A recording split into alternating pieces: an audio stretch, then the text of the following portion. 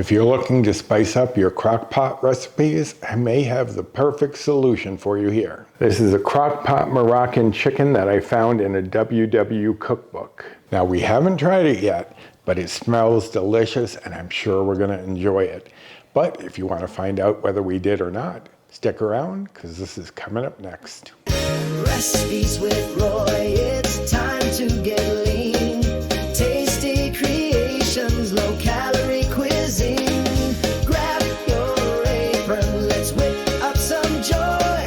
Weight loss inspiration from Recipes with Roy.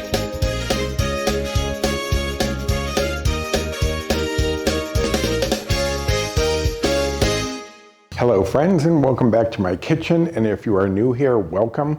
My name is Roy and I'm here sharing recipes that can help me on a weight loss journey and hopefully you as well. Now, as I mentioned in a recent live, not all of the recipes that I'm going to be sharing are going to be mine. I used to mostly do mine, but it was very stressful to try to always come up with something new. So I decided to let myself relax a little bit and use other people's recipes. And this is another crock pot recipe. I did a crock pot recipe last week that did turn out to be mine. And this one's kind of going to be mine, but not really. I'm just making a few adjustments, but I'll go over that in a bit. I am using this WW Healthy Kitchen 100 slow cooker and instant pot recipes book. And you can see how many recipes I want to try in here. So you'll be seeing more from this book, I'm sure. But the one I'm doing today is for Moroccan chicken. Now, in their recipe, they use thighs, bone-in thighs. Now, Paul and I aren't especially fond of chicken thighs.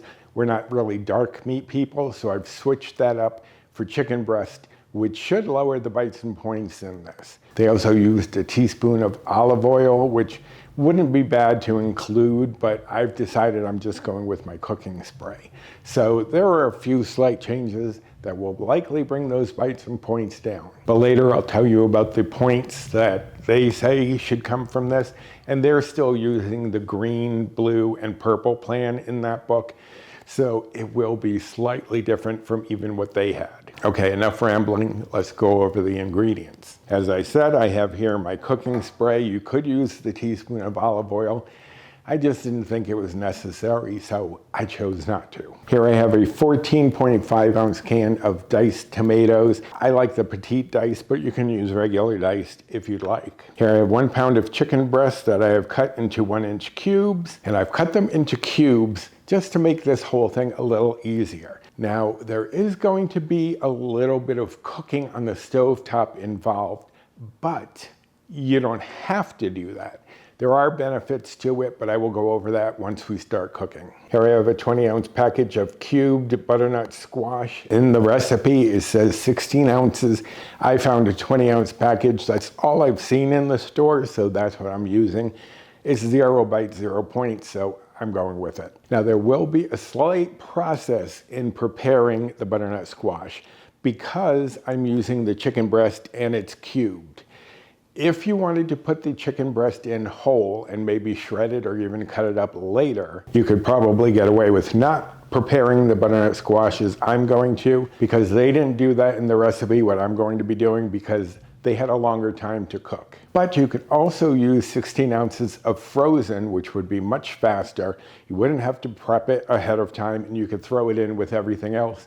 Make sure it's still frozen because you want it to cook slowly along with the chicken. You don't want it to cook before the chicken's done and then you have mushy butternut squash. Here I have 1 onion that has been chopped, and chopped is usually a little bigger than a dice, but if you like smaller pieces, go ahead and use that. Here I have a 15-ounce can of chickpeas, and I have drained and rinsed those. Here I have 2 tablespoons of sliced almonds. Now that's optional to me.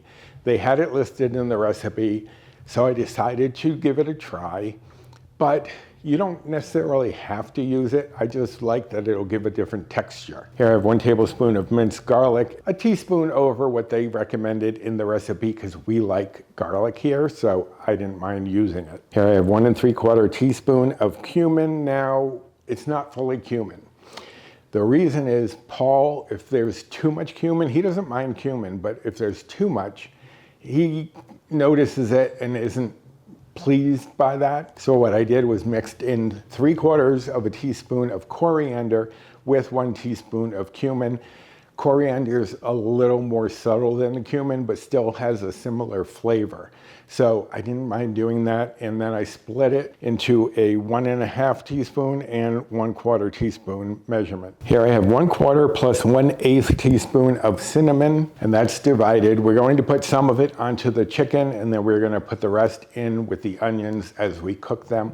But again, I'll go over that shortly. Here I have 1/4 teaspoon of chili powder. Now the recipe suggested cayenne, but if you've watched this channel for a while, Paul, my partner, is not overly fond of spicy foods. And even though a little bit of cayenne wouldn't have brought it up that much, I thought I'd err on the side of caution and just use chili powder, which gives basically a little bit of those same flavors, but without too much heat. Here I have 3/4 teaspoon of salt divided, and that is 1/2 teaspoon and 1/4 teaspoon. And here I have 1/4 teaspoon plus 1/8 teaspoon of black pepper. Now you could add more salt or pepper or less, depending on your taste. I often find in a lot of these WW recipes that sometimes the flavors are a little milder than I would like. So I may be adjusting these later, but I'll tell you all about that once we're done. But those are all of the ingredients we need. So let me shuffle a few things around and we'll get started. Okay, it's a good thing I looked back because I did omit an ingredient that I really wanted to use. It's some ginger paste, and you can grate your own fresh ginger, but I really enjoy having this on hand. Much easier than trying to grate your own. Usually I'll buy some ginger and it just sits in there and rots, and so I'd rather use the little paste in the tube. Okay, first things first, we're going to prep our butternut squash. Now, I put it in a bowl with about 2 tablespoons of water. I'm going to microwave this for 5 to 8 minutes with a cover that has some venting in it. The reason I want to cook this a little bit before, I'm not cooking it fully, but by the time the chicken is done, if I don't prep this ahead of time, Parcook it, the butternut squash won't be fully cooked and the chicken will end up overcooking. So I'm going to prep ahead. Again, if you use the frozen butternut squash, then you just throw that in. You don't have to do any of this. Just throw it in frozen. But let me get this in the microwave 5 to 8 minutes. Okay, so I have a small saute pan over here. I'm going to pre-cook the onions. I'm going to coat this with a little cooking spray. This is where they wanted you to use the olive oil, which I'm not using. But I've got it heated up already, so I'm going to throw in the onion. And we're just going to cook this for about 3 to 4 minutes just to get those onions softened. And you do want to stir on occasion, just make sure that they are broken up and not sitting in one place for too long. Okay, so while the onions are cooking, I'm going to prepare my chicken. All that means is we're going to take part of the spice mixture, the larger part, and just sprinkle that over. The cumin, cinnamon, chili powder, salt, and pepper. Now in the recipe, it does say to mix those together first, but I don't really see any need for that. I'm just gonna toss it to get the chicken all coated with those spices. And don't worry too much if the spices seem to be more on some than others, because as is in the crock pot, it will start to spread out into our Moroccan chicken. Okay, so that looks good on the chicken. Now I'm going to check. The onions look good, so I'm going to add in the garlic, the ginger. I'm going to stir that in a little bit first just to get that mingled in before I add our smaller portion of spices. Then I'm going to add in cumin, cinnamon, salt, and pepper, and stir that all through. Now the reason you want to add the spices in here and get them warmed up is that this is going to help the flavors to bloom. They will intensify because a lot of times certain flavor elements of spices are fat soluble, meaning that they will bloom better in fat of some kind and less likely to bloom much in water. So I want to get these a little bloomed before we add this in. Now, do you have to do this? No. There will be a slight difference in the texture of the onions, and the spices may not be as predominant as they will be after blooming some of them. The ones in the chicken, they're going to cook on their own, but they're going to be in the bottom of the crock pot. So that heat will help them somewhat. But you want to give this other part a little jump start in flavor, and that is what they do in the recipe. Now, another thing they do, and I don't know why, is they add their tomatoes into this and bring it to a boil. Maybe it's to reduce the liquid a little bit, but once you bring it to a boil, you put it in there. So I'm not doing that because I don't think it's necessary. But I will share with you down in the description box this recipe and then the changes I made to it. And my butternut squash is now out of the microwave, looking nice and soft, but not fully cooked. You don't want it fully cooked because you do want it to have some of its structure remaining when it comes out of the crock pot.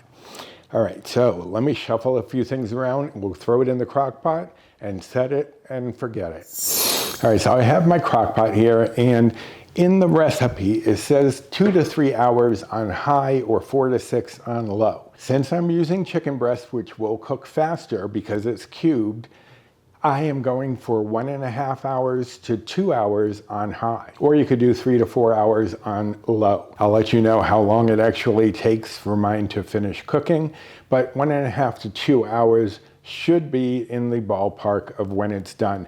But you can always temp the chicken, make sure it's reached 165 degrees, and the butternut squash should still be firm, but you should be able to put a fork easily through it. All right, so to the crock pot, I'm going to add the chicken. And I just want to spread that out around the bottom. Then the cooked onion mixture, spread that out a little bit. The tomato, butternut squash, and chickpeas. And then I'm just going to stir all of this together. The chicken, I'm going to try to leave that sitting on the bottom as much as I can, but I do want the other ingredients getting together, spreading some of those spices from the onions onto the other ingredients. Now, the only thing I did not put in was the sliced almonds, which are going to go on the top at the end as a garnish and a little texture. But I'm going to let this go on high for 1.5 hours to 2 hours, and I'll be back. I'm back, and it is 1 hour and 40 minutes later. That's how long it took for my chicken to come up to the correct temperature, 165. It'll all depend on the power of your crock pot. Some run a little lower, some run a little higher. So that will determine how long it takes, but it should be between 1.5 hours to 2 hours. And let me show you what it looks like. I've stirred it a couple of times. It's got some juices in there, but again, I haven't made this yet. So I'm not sure how we'll like it.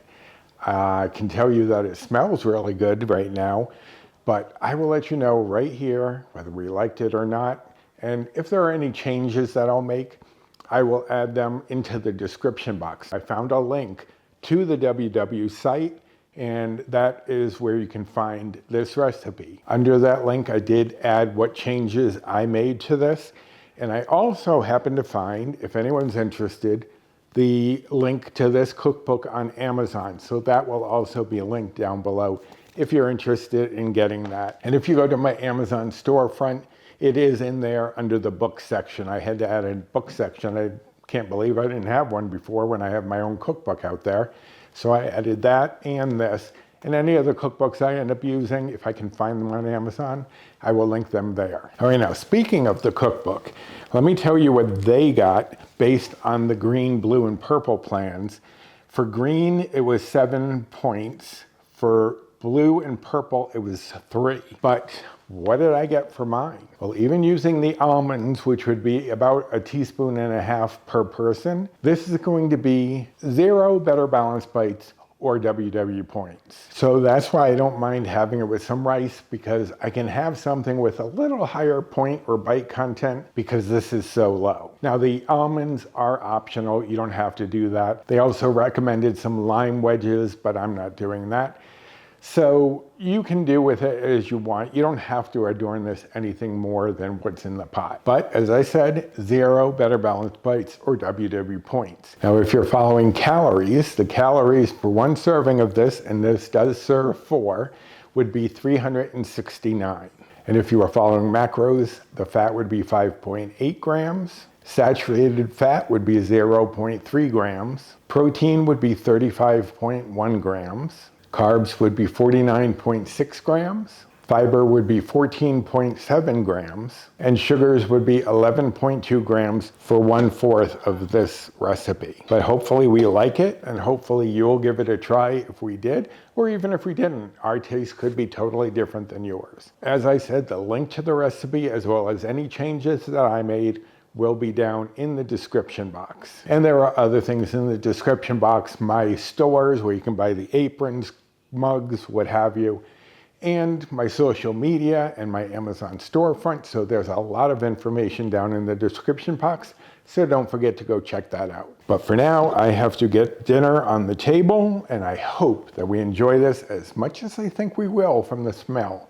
So until next time, bye.